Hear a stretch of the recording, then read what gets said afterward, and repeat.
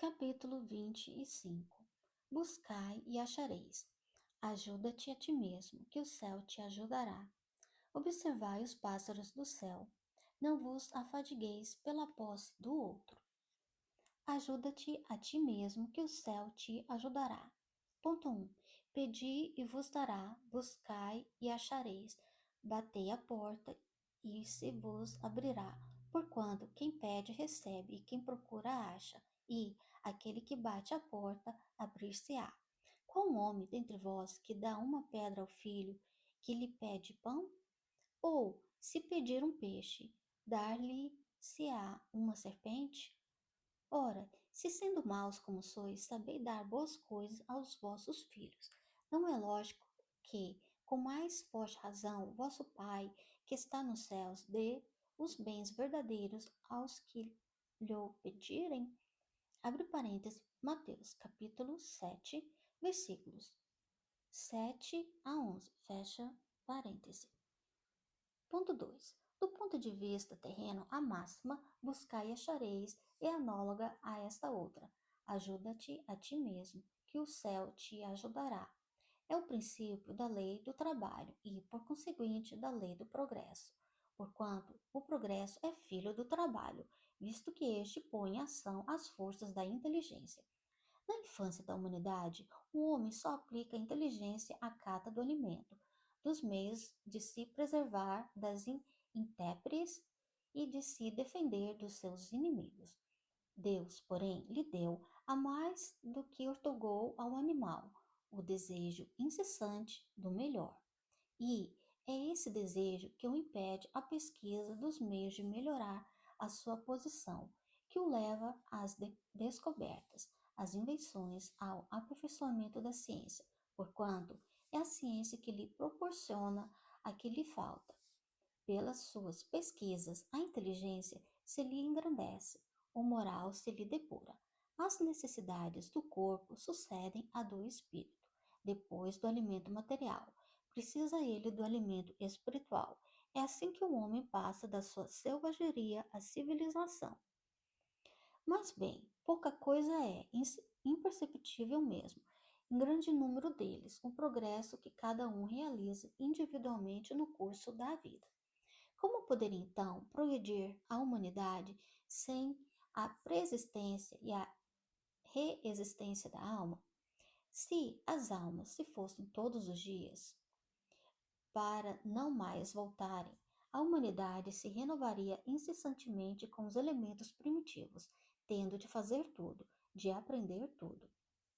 Não haveria, nesse caso, razão para que o homem se achasse hoje mais adiantado que nas primeiras idades do mundo, uma vez que a cada nascimento todo o trabalho intelectual teria de recomeçar. Ao contrário, voltando para o progresso que já realizou e adquirindo de cada vez alguma coisa a mais, a alma passa gradualmente da bárbare à civilização material e desta à civilização moral.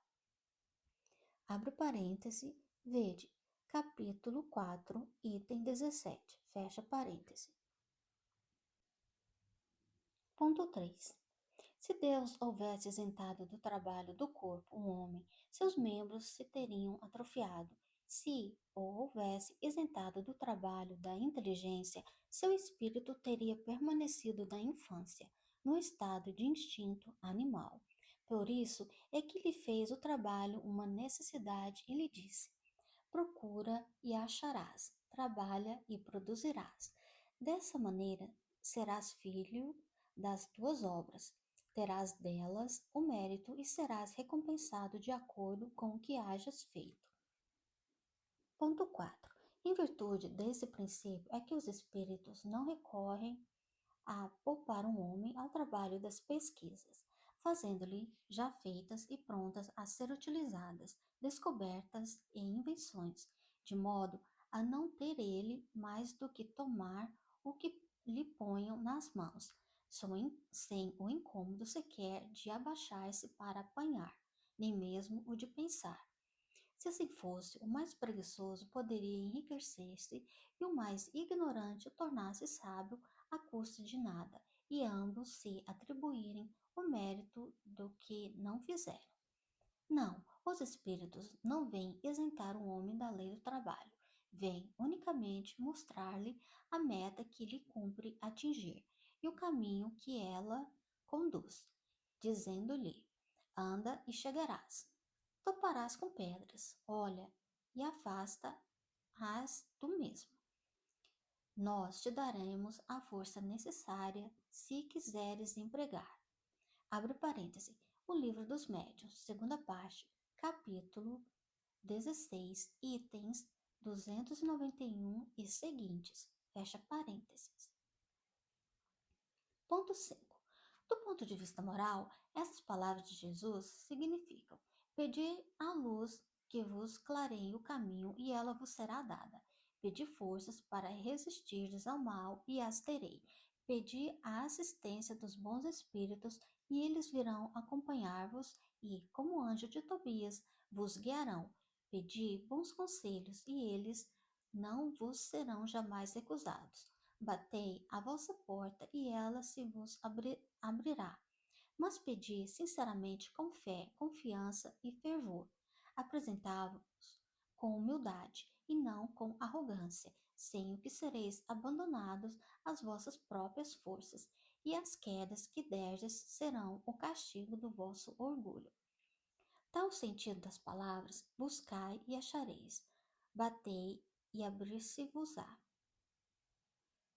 Observai os pássaros do céu. Ponto 6.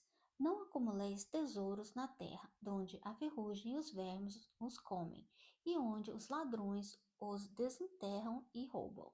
Acumulai tesouros no céu, onde nem a ferrugem nem os vermes os comem, porquanto onde está o vosso tesouro, aí está também o vosso coração. Eis porque vos digo: não vos inquieteis por saber onde achareis o que comer para sustento da vossa vida, nem de onde tirareis vestes para cobrir o vosso corpo. Não é a vida mais do que o alimento, e o corpo mais do que vestes? Observai os pássaros do céu, não semeiam, não ceifam, nada guardam em celeiros, mas vosso Pai Celestial os alimenta. Não sois muito mais do que eles? E qual dentre vós o que pode, com todos os esforços, aumentar de um côcavo a sua estatura? Porque também vos inquietais pelo vestuário? Observai como crescem os lírios dos campos, não trabalham, não fiam. Entretanto, eu vos declaro que nem Salomão, em toda sua glória, jamais se vestiu como um deles. Ora, se Deus tem cuidado de vestir dessa maneira a erva dos campos, que existe hoje e amanhã será lançada na fornalha, quanto maior cuidado não terá em vós vestir o homem de pouca fé. Não vos inquieteis, pois, dizendo: que comeremos, ou que beberemos, ou de que nos vestiremos, como fazem os pagãos, que andam à procura de todas essas coisas, porque vosso Pai sabe que tendes necessidade delas. Buscai, primeiramente, o reino de Deus e a justiça, que todas essas coisas vos serão dadas de acréscimo. Assim, pois, não vos ponhais inquietos pelo dia de amanhã, porquanto o amanhã cuidará de si. A cada dia basta o seu mal. Abre parênteses em Mateus, capítulo 6, versículos de 19 a 21 e de 25 a 34. Fecha parênteses. Ponto 7. Interpretadas à letra. Essas palavras seriam a negação de toda previdência, de todo trabalho e, consequentemente, de todo progresso. Com um semelhante princípio, o homem limitar-se-ia a esperar passivamente. Suas forças físicas e intelectuais conservar-se-iam inativas. Se tal fora a sua condição normal na Terra, jamais houvera ele saído do estado primitivo e, se dessa condição fizesse ele a sua lei para a atualidade, só lhe caberia viver sem fazer coisa alguma. Não pode ter sido esse o pensamento de Jesus, pois estaria em contradição com o que disse de outras vezes, com as próprias leis da natureza. Deus criou um homem sem vestes e sem abrigo, mas deu-lhe a inteligência para fabricá-los. Abre parêntese, capítulo 14, item 6.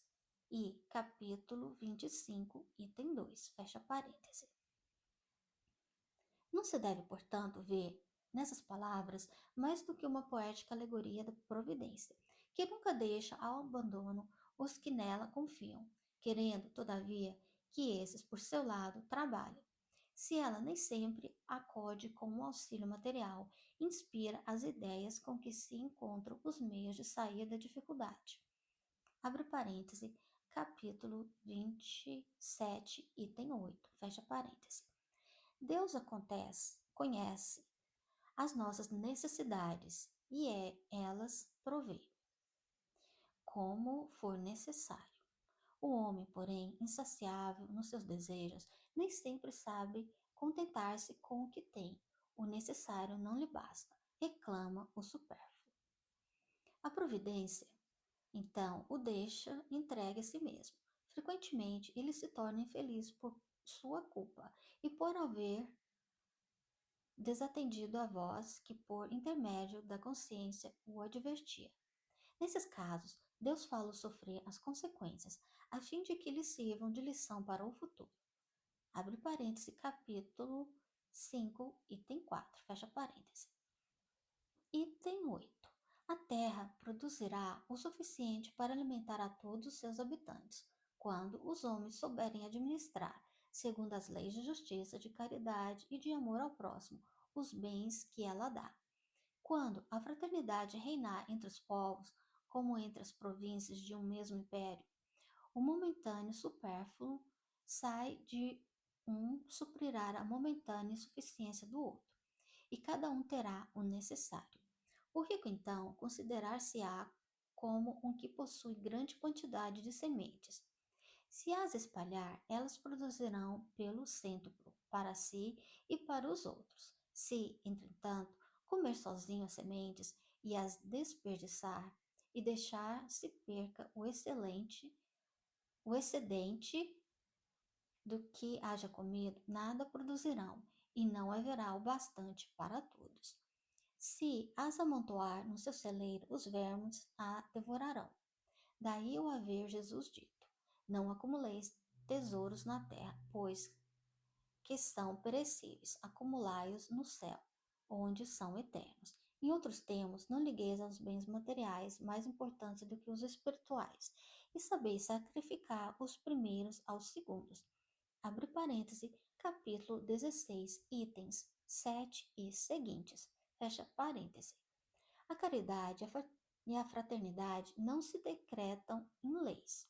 Se uma e outra não estiverem no coração, o egoísmo aí imperará. Cabe ao Espiritismo fazê-las penetrar nele. Não vos fadigueis pela posse do ouro. Item 9. Não vos afadigueis por possuir ouro ou prata ou qualquer outra moeda em vossos bolsos. Não prepareis saco para a viagem, nem 2 fatos, nem calçados, nem cajados, porquanto aquele que trabalha merece sustentado. Item 10. Ao entrardes em qualquer idade ou aldeia, procurai saber quem é digno de vos hospedar, e ficai na sua casa até que partais de novo. Entrando na casa, saudai-o assim, que a paz seja nesta casa. Se a casa for digna disso, a vossa paz virá sobre ela. Se não o for, a vossa paz voltará para vós. Quando alguém não vos queira receber nem escutar, sacode ao sairdes dessa casa ou cidade a poeira dos vossos pés. Digo-vos em verdade, no dia do juízo, Sodoma e Gomorra serão tratadas menos rigorosamente do que essa cidade. Abre parêntese, capítulo 10, versículos de 9 a 15. Fecha parêntese. Ponto 11. Naquela época, nada tinham de estranhavam estas palavras que Jesus dirigia a seus apóstolos, quando os mandou pela primeira vez anunciar a boa nova. Estavam de acordo com os costumes patriarcais do Oriente. onde o viajor encontrava sempre acolhida na tenda, mas então os viajantes eram raros. Entre os povos modernos, o desenvolvimento da circulação houve de criar costumes novos. Os de tempos antigos somente se conservavam em países longínquos, onde ainda não penetrou o grande movimento.